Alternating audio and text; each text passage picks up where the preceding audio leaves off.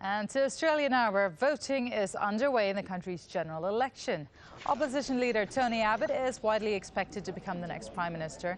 And according to opinion polls, he looks set to beat Prime Minister Kevin Rudd and his ruling Labour Party. Andrew Thomas joins us live from a polling station in Tony Abbott's constituency in Sydney. So, Andrew, just a few hours left to go. What's the feeling there? Well, the polls have been open for just over 7 hours now, just under 3 hours left to go in the eastern states of Australia.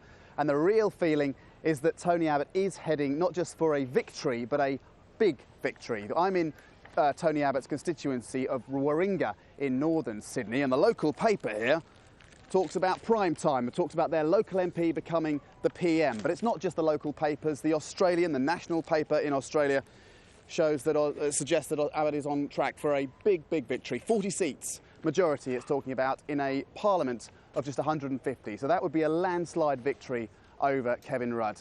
Tony Abbott started his day here in Warringah. He was one of the first to line up to have cast his vote, just back from the beach where I am.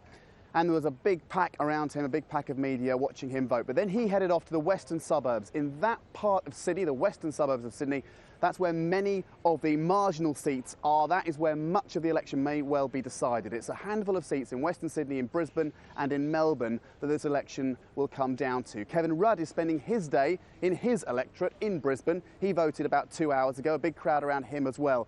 But all the indications are that Kevin Rudd is heading for a big defeat and that Tony Abbott is on track to become Australia's right-of-centre Prime Minister.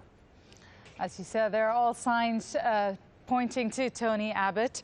Thank you very much. We'll, of course, be speaking to you again as we carry on with these elections.